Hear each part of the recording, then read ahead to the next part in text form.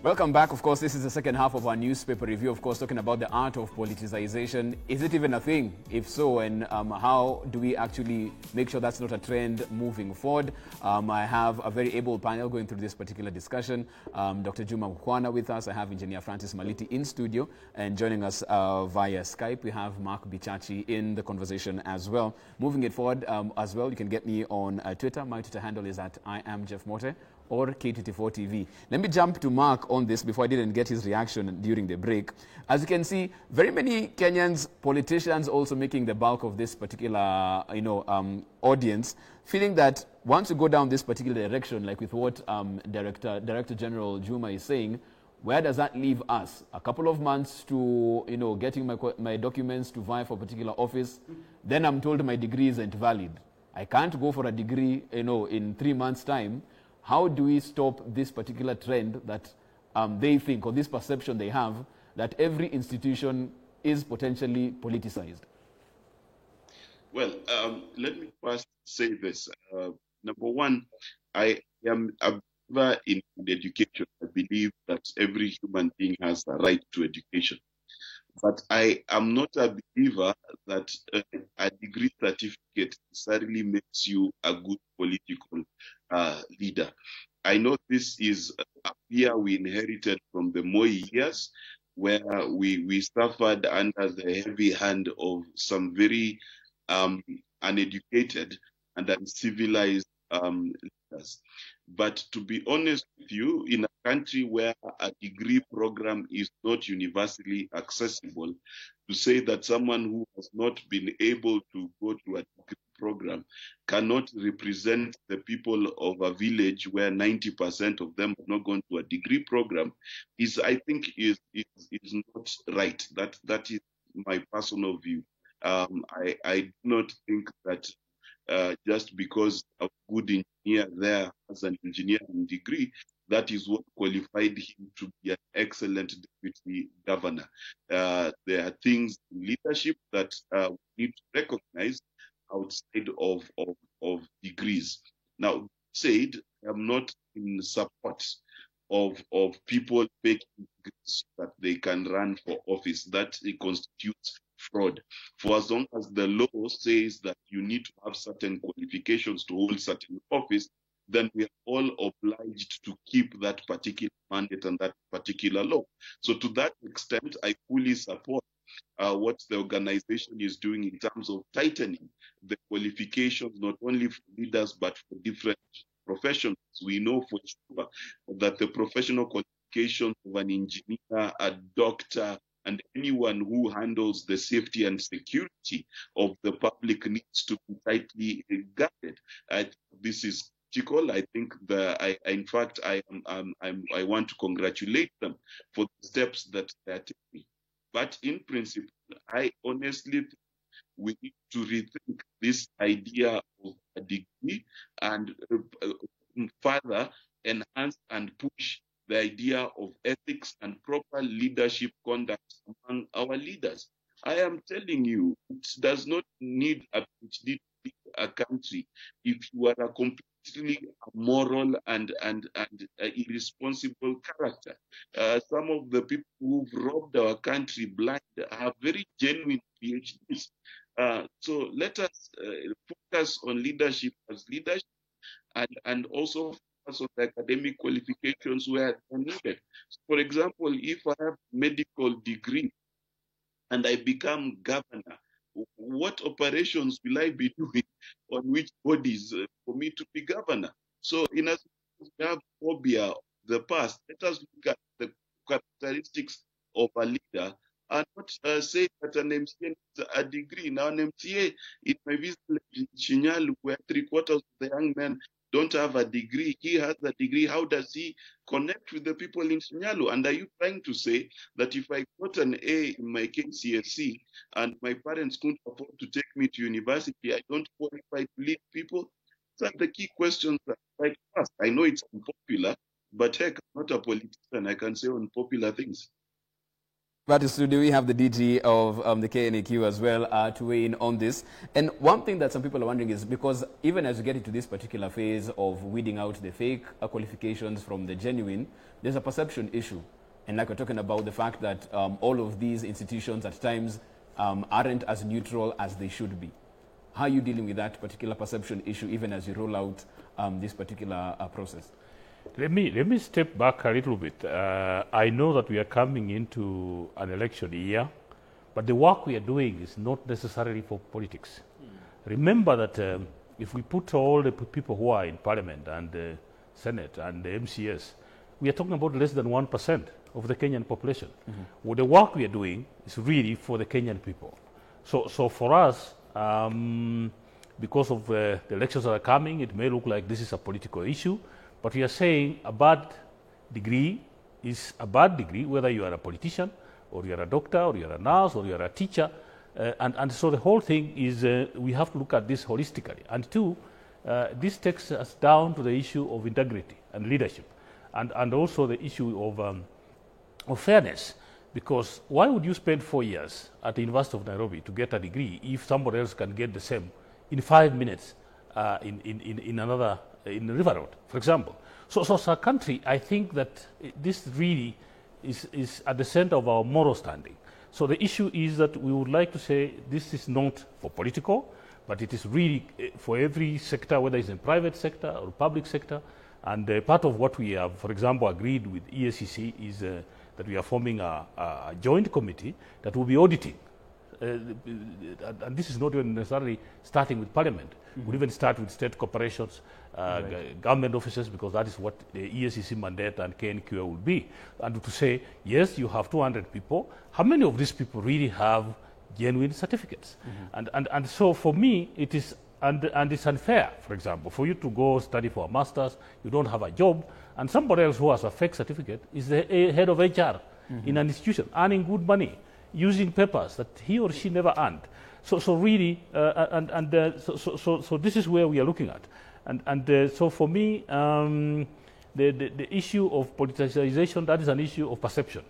Because everything, sometimes we really have to tackle this issue. Okay. And it's not, it's rampant.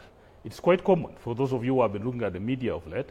And so for purposes of fairness, I think it's good. And we are saying that this is an interagency team that is very objective, that has set up very clear rules on how to do this work. And the outcomes, of course, there will be various outcomes. Some of them may lead to prosecution. Some may lead to administrative issues of maybe you need to terminate this. Somebody needs to pay back the salary that they earned, so that we send a signal as a country. Because if we go around in circles, remember, as he has said, we have to create confidence in Kenyan qualifications. Okay. A lot of Kenyans are working across the borders, in Tanzania, in Rwanda, in Saudi Arabia, in the US. You want people to be confident that if you get a qualification from Kenya, that this qualification means exactly what is written there. Okay. And the last issue I want to say about this, part of the reason why we have this problem is because of lack of a national database. Part of the challenge that we have is that we have nearly 400 institutions that award qualifications, and each of these institutions keeps their database of who has graduated with what in their database. Part of what we are doing as Kenya National Qualification Authority, through a mandate that is given to us, is to establish for the first time a national repository database of all our qualifications. So you will have qualifications of the University of Nairobi, qualifications of Strathmore University, TVET institutions, okay, NEC, CASNEP, so that if we put all this into one database, and we are soon launching this, it's called the National Qualifications Information Management System. It is an online system, so you can actually check through an SMS. So part of what we are doing is to say, bring all these qualifications that we have into a central repository that can help us to check. Because today, if you had a certificate that you suspected to be fake from Kenyatta University, for example, what do? You write to Kenyatta University and say, oh, please confirm this certificate is okay. And how long will it take? You'll even be lucky to get back a letter in 3 months. So part of why people are getting away with this scenario is because we have made it so difficult for us to check a qualification if it is genuine or not. Okay. So if we put all this into a national repository, it will make it very easy, and that's what we are working on, that we bring all these qualifications into one central place where we can all check very easily what somebody has got and what they don't have. Okay, let me get some political speak on that. Engineer Maliti, let me come to you on this because, like I said even before we went to the break, I mean, this is an issue that has even come back. It was being debated in the National Assembly concerning Kamata Fridays. What happens when a politician is caught on Friday? Should they actually spend the weekend in? Because that had been something prevalent a while back. And when you come back to, the politicization, because they always say corruption is being politicized, the war against corruption is now being politicized, and I can guarantee pretty soon if a potential candidate's qualifications are found to be wanting, they'll now go and say this task force is being politicized as well. How do you make sure we win this battle in terms of keeping these institutions neutral, and also the perception that if they come and say, engineer, this degree is fake, you won't call a press conference and say, now the war against qualifications is being politicized. How do you move in that direction? First of all, let me say that the war against corruption must all the time be credible. And most of the times, the politicians would say that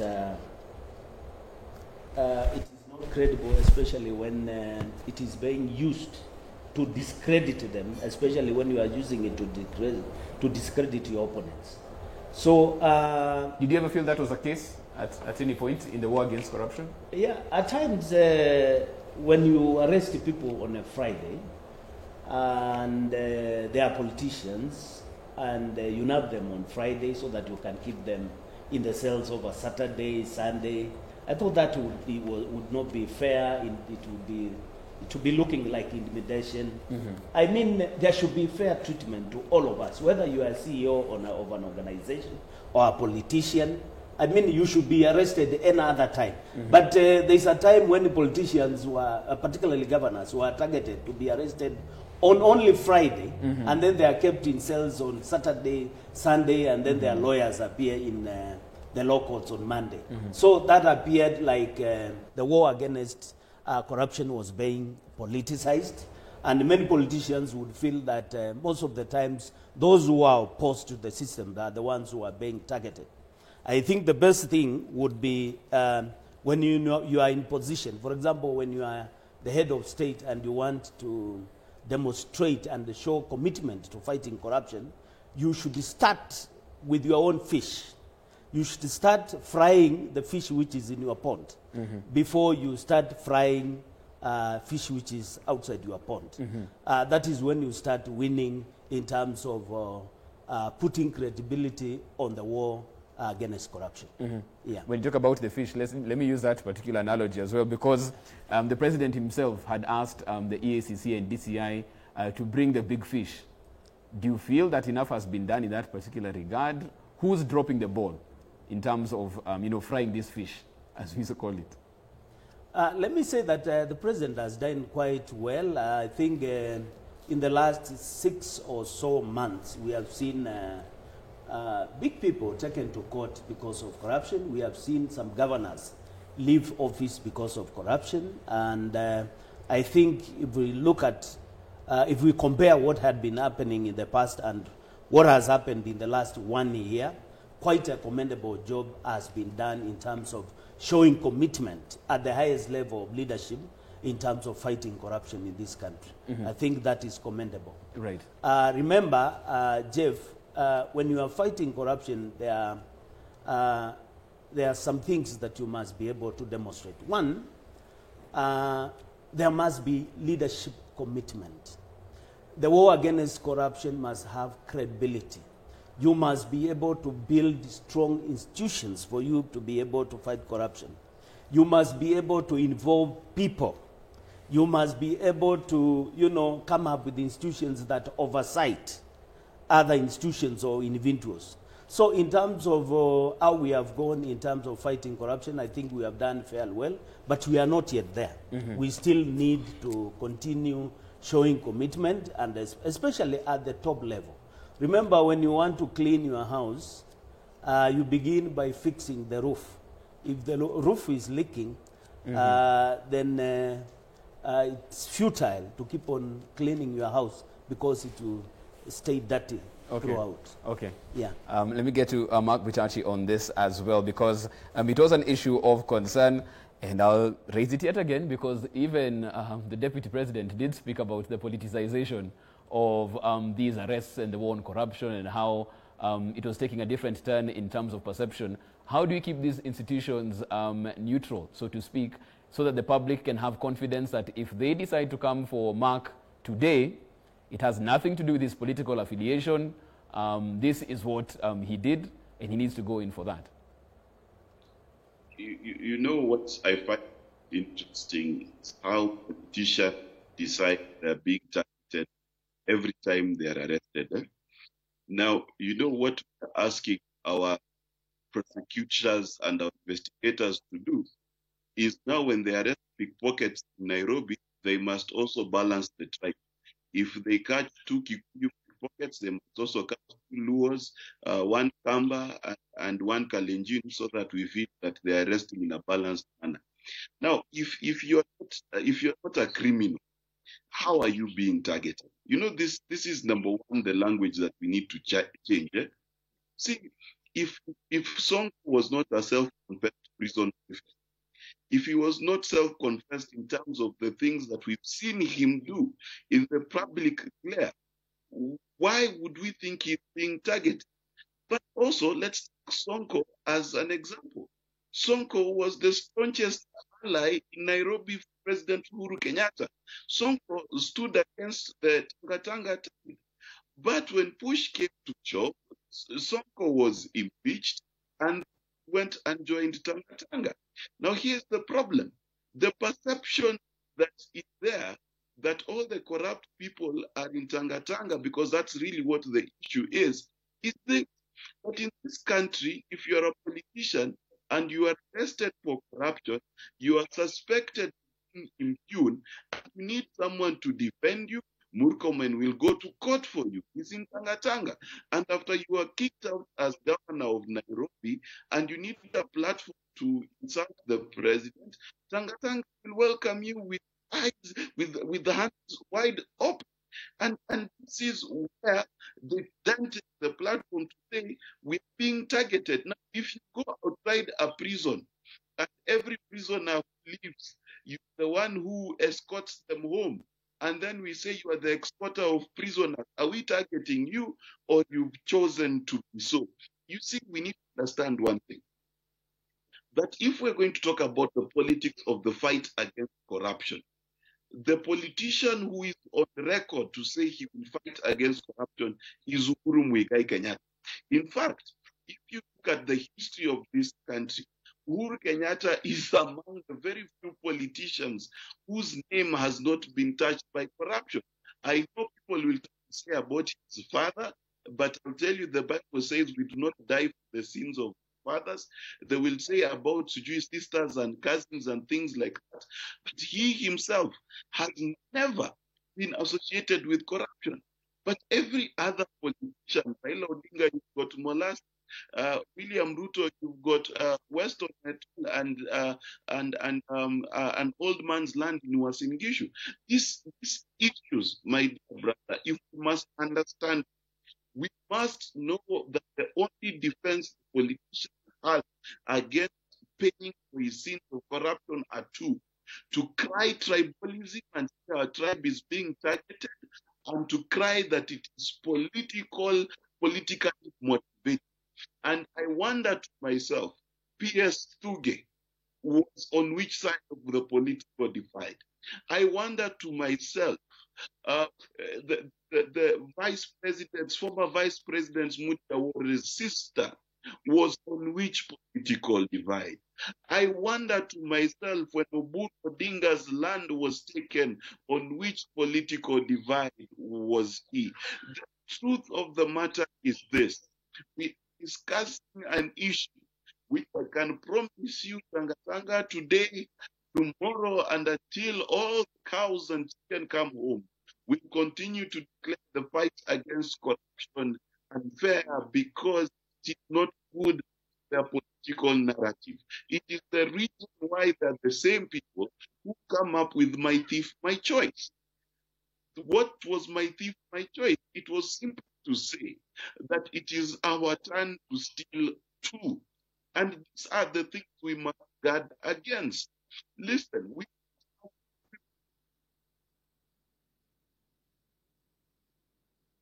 come to the end of this particular part of the show. There's a question that's come in, Dr. Juma, for you from Musioma Masagara. He's asking, morning team, can Dr. Juma validate Kenya Institute of Management, please? I think this is a very personal question. And even after you answer this particular one, for the rest of our viewers, how do they get to know? Do they wait for the database, the repository, or what can they do between now and then before they launch? But let's start with that one, validation of Kenya Institute of Management. Thank you very much. As we will say, first of all, when it comes, we carry out a service called recognition, equation, and verification. So if you have a Kenyan or foreign qualification, we have this online actually. Okay. So one can go to our website ref.knqa.go.ke, Okay. and at that place you can upload your documents, apply for any of the services that we are looking for, and we should be able to get back to you.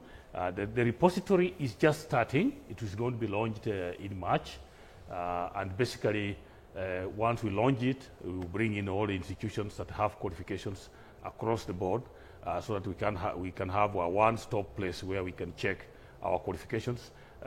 There's no way we'll politicize it, because even each university has put data there. More University, Masinde Muliro, and everyone. And this is important because the way the situation is today, we would like, if, for example, a university like Taita Taveta, to know who has been awarded a qualification at Maseno University. And Maseno University would like to know who has been awarded a qualification at KMTC, so that if this person comes to you for admission, you can just check through an online system to say, yes, it seems like you did get a distinction, you got a credit.